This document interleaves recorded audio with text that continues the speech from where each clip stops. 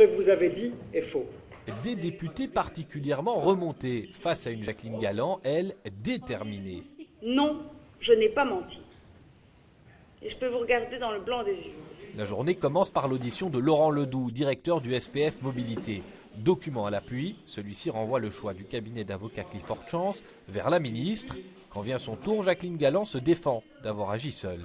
On peut affirmer, par rapport au timing et au déroulement des faits, que le SPF a été associé à la désignation du cabinet d'avocats Clifford pour le premier dossier concernant les aides d'État.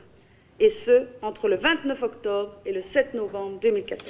Quant à savoir si elle a privilégié un cabinet en ne recourant pas à un réel appel d'offres, Jacqueline Galland estime que les avocats de Clifford Chance doivent avant tout être à l'abri du conflit d'intérêts. Ces dossiers sont d'une telle technicité qu'il faut avoir recours à une expertise extérieure en matière de dossiers contentieux ou précontentieux.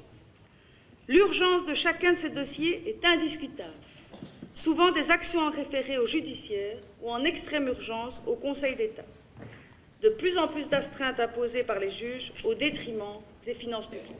Pas convaincu, l'opposition réplique. On a envie d'entendre une ministre ici qui porte sa responsabilité politique et qui porte toute la transparence telle que le Parlement l'a demandé il y a déjà 15 jours. Ces auditions sonnent-elles le glas de l'affaire Galland? Vendredi, le Premier ministre en personne devrait encore venir répondre à une salve de questions.